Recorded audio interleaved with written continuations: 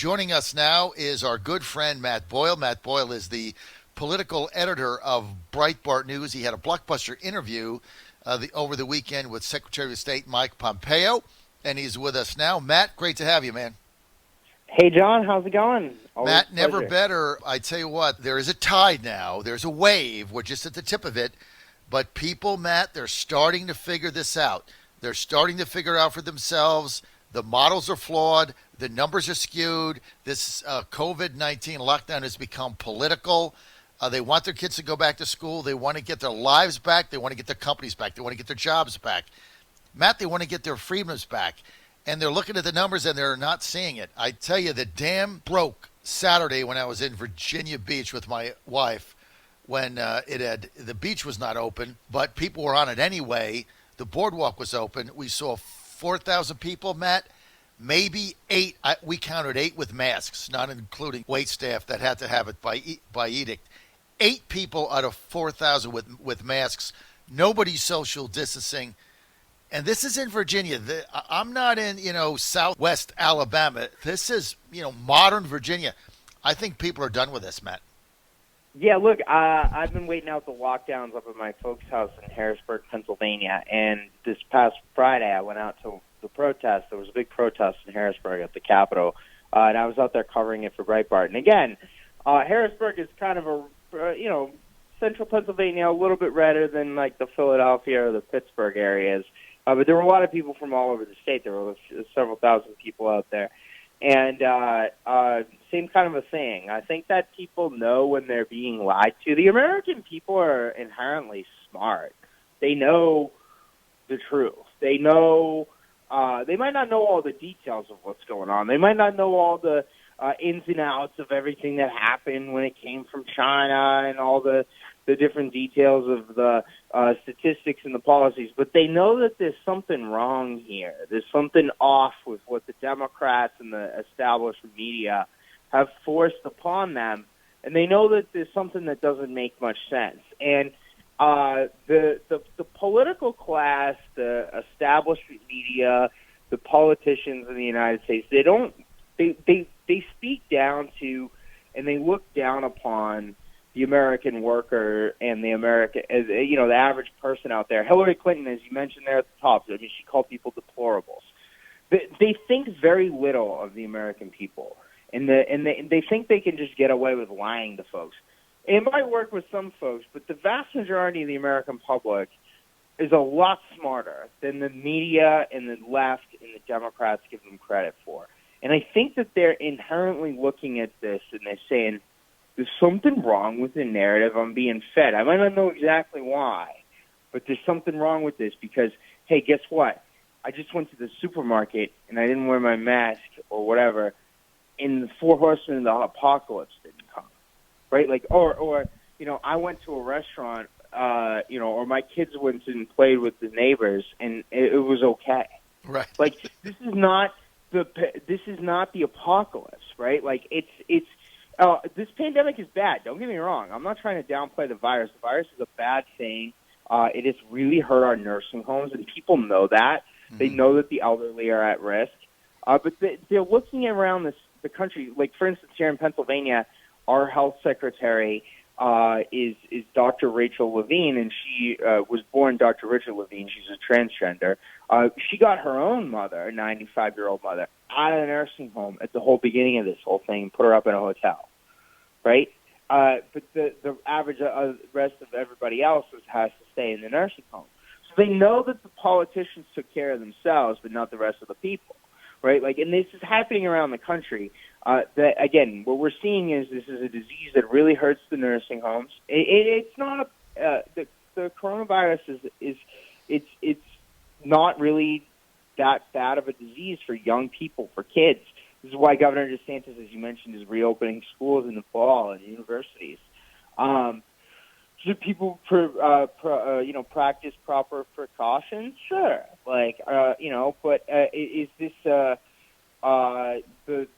virus from the Hollywood flick Contagion with Matt Damon and Gwyneth Paltrow? No, it's not. It's not going to kill 2 million Americans. It definitely has had a major impact, though, economically and on the public health. There are 90,000 people, depending on which counts you believe, across the country that have lost their lives to this thing, and there will be more. But and there will probably be a second wave in the fall. So people do need to be careful. But the thing is that the narrative that the establishment media told us is not true. And the statistics and the predictions and the models have all proven to be wrong. The guy behind the original model that led to the lockdowns around the world at the UK Imperial College, Neil Ferguson, actually had to resign his position because he was caught sneaking around having an affair with a married woman over in the United Kingdom. And that report, by the way, which predicted 2.2 million dead Americans, is what informed the original CDC response to coronavirus in early March. So, again, this guy was the one who was saying everybody has to, social distance and lockdown and so on and so forth. And then he's sneaking around on his own, right? Like, so he had to resign, and his models were wrong. And there was also the different computer code issues with that stuff. The other models have been wrong, too. That being said, it's not like this disease isn't bad. Like, it's definitely hit the nursing homes extraordinarily bad across the country. There are a lot of questions these Democrat governors need to answer about this. We're with Matt Boyle. He's the Washington political editor at Breitbart. Go to breitbartnews.com and read them every day, as I do. I believe after the past week, and I've been on the road for a month, that the tide is turning and that people are starting to realize this is nothing now but a political game the Democrats are playing to destroy their lives, their businesses, their families in order to get power. And so is there the potential, Matt, of a political reckoning come November? I think that absolutely there is. And I think the anger out there that people are seeing is even bigger than 2016. Look, I've been in this game for a decade. I've been covering politics for a decade. I worked at Daily Caller and then at Breitbart now for nearly 8 years at Breitbart and several years before that at Daily Caller. I'll say this. I've never seen anything like this. I think that people are very, very upset with what's happened to them. They know. Look, there's no...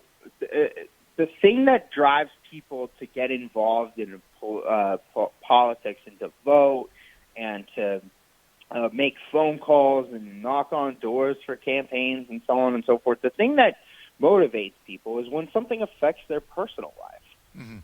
And the Democrats across the country, by doing these lockdown policies that, again, in many cases are in contravention of the science, they affected every single American's personal life. Like, every person's job in this country is affected by this. Every person's livelihood is affected by this. So everybody is thinking about it now. And they're all asking questions. They're trying to figure out what's really going on. Right. And then they're questioning stuff. So there's no better way than to reawaken the entire American public Bingo. than to force them all into the lockdowns, and then they start asking questions for themselves. Yeah. These are people that might follow sports or, go to plays or movies or whatever. They don't get involved in politics on a daily basis, and I don't blame them. It's a nasty business. But they're now they have to now. You nailed it. There it is, folks. Right there. You just heard it from Matt Boyle. This is affecting everybody's life. This is not like just people that are not involved in politics or they watch football or something else. Everybody's affected by this. People have had enough because they're seeing the numbers. They know it's now politicized nonsense.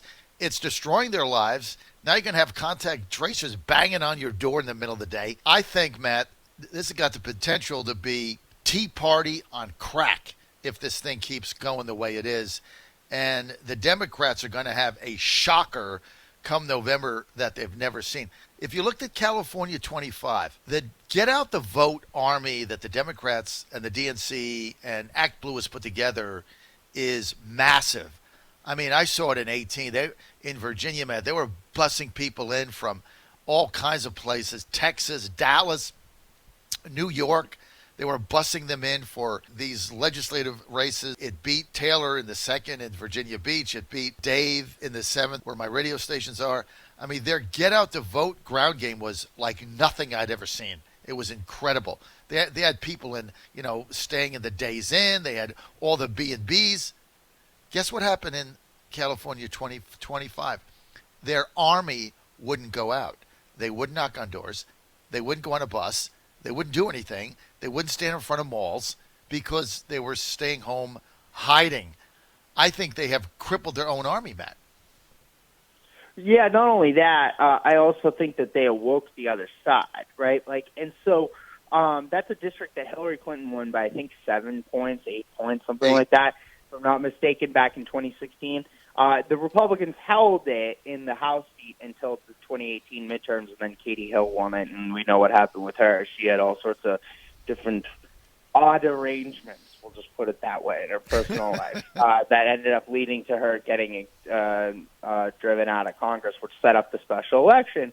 And then Mike Garcia won it by a dozen points. So that's a 20-point swing in just a couple of years span. And so in a 3.5-year span, a 20-point swing from Hillary Clinton winning it by 8 to Mike Garcia winning it by 12.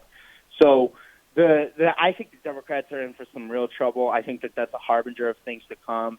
There's a lot of signs out there across the country that President Trump is in very good shape at the top of the ticket, but also that Republicans are in good shape at the down ticket from a number of those districts. You mentioned a couple in Virginia that President Trump won in 2016 that are currently represented by Democrats.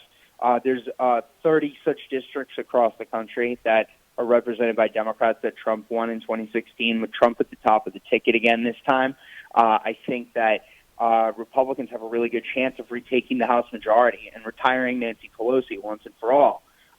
They would need to flip just a net 17 seats right now.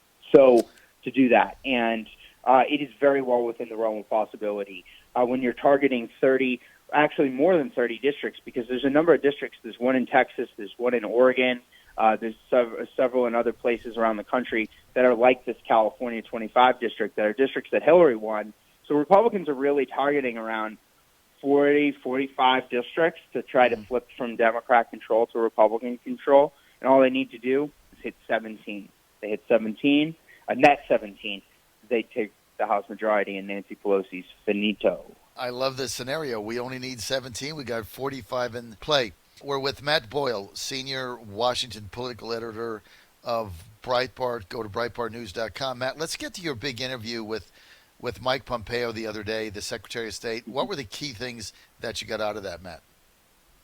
Yeah, well, look, he said that President Trump is committed to holding China accountable for the coronavirus. Obviously, it came from Wuhan, China.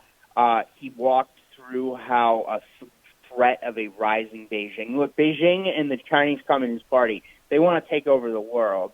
They want to, and they're engaged in a number of different programs, including most notably the Belt and Road Initiative, where they are trying to build a global international infrastructure and influence operation into a number of different countries. And so he walked through how the United States, for the past several years, under the Trump administration, under his leadership at the State Department when he's been Secretary of State, have been taking a number of steps to counter and combat what the Chinese are doing around the world through the Belt and Road Initiative. The Belt and Road Initiative is they go through, the Chinese are building, if you look at the Eurasian landmass, right, they're building almost like a big old Silk Road over Asia into northern Africa, and then through Africa, and then also through Asia up into Europe. And what they want to do is they want to build control of trade and shipping lanes, and so on and so forth, of trade lanes over the landmass, and then out through sea lanes, through the South China Sea into Asia. So it's all about geopolitical influence and control. The way Beijing looks at it is they are the center of the world. They view Washington, D.C., the United States, as lesser than them. So they think they are in charge of how the world operates. And Secretary Pompeo and President Trump are really the first leaders to start taking steps to counter this. President Trump talked about it a lot during his campaign. Presidents of both parties, Republican and Democrat, the Bushes, the Clintons, Obamas, they all failed to do anything about this. It's really been since Ronald Reagan that we've seen a president stand up to communist China. But Reagan was obviously so busy combating the Soviet Union, winning the Cold War for us, that he, while he did take a number of steps to combat Beijing, he was more focused on Moscow. But the point is that President Trump is really the first president in our lifetimes to really stand up to the communists in China and start to develop a plan to counter what they're doing over in Beijing. And so that's kind of what we talked about as he walked through some of the steps that he's been taking to do this. And then it's also worth noting, too, and he discussed this as well, the communists in China have influence operations just like the Soviet Union did. You remember how they had people here in the United States that were engaged in, spying for the Reds and doing all sorts of nasty stuff, influence operations? The Chinese have that going on inside the United States as well. And so Secretary Pompeo discussed several of the efforts that they're doing, the Trump administration is taking to stand up to that and expose that. And, we're seeing a number of these professors arrested at universities and colleges around the country for being on the take, all that kind of stuff. So very, very interesting stuff that the Secretary is working on. Now, Matt, when the president fired the IG, the Inspector General for the State Department, he's come under criticism that he was potentially investigating Mike Pompeo. Any truth at all to that? Well, I don't know if he was or not, and Secretary Pompeo apparently came out. My interview with Secretary Pompeo was last Thursday, so it was before, even though it aired on our Saturday show, we didn't know that was going to happen yet before the interview. But the point is that Secretary Pompeo's come out and said he doesn't know if he was or not. Look, here's the deal. Who cares if he had a staffer walking his dog or picking up his dry cleaning or something like that? If Secretary Pompeo has to go to walk his dog on his own, I mean, it must cost taxpayers more than sending a staffer out to walk the dog. Right. Because he's got to have a security detail with him, right? He's the Secretary of State. Or it's just nonsense stuff. This is just Democrat nonsense stuff. But the thing is, this Winnick character has a lot of problems in his background. He has been investigated a number of times for mishandling sensitive and classified information. Apparently, he's been leaking stuff. So there's all sorts of different concerns about that. And the State Department some of this stuff is starting to come out in different comments. I think the Washington Post yesterday had a special on how the State Department was seeking an investigation. And this guy, instead of appointing an honest investigator to investigate the leaks that were coming from his office, calls up his buddy, one of the other IGs that was appointed by Obama, to investigate him, a quote-unquote investigator.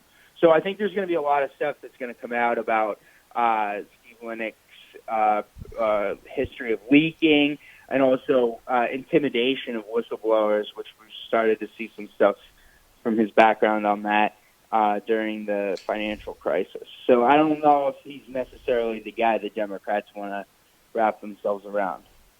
Final question, Matt. In your interview with Pompeo, do you view him as a transformational historical figure as Secretary of State? Yeah. Look, Secretary Pompeo, I think, deeply understands the threat of communist China and what we need to do to counter that. In a 15-minute interview, it became very clear that he's somebody who totally understands this and is doing everything it takes to stand up to it. And again, we haven't seen a Secretary of State or a president until Mike Pompeo and Donald Trump actually stand up to the communists in China in a long time. And I think this is the threat of our time. This is our Cold War. This is our World War II. This is the threat of communist China is something like we haven't seen in a generation. And they honestly, they make the Soviet Union in Moscow during the Soviet Union looked like nothing, right? I mean, the level to which they've already built out the influence of their regime in Beijing is much more sophisticated, and so people need to be very aware of this. Secretary Pompeo is at the forefront of that. John Fredericks Radio Network. I want to thank Matt Boyle for being with us. You can read Matt and all of his writers. Go to Breitbart News, download their app. Matt, thanks for being with us. Great interview with Mike Pompeo.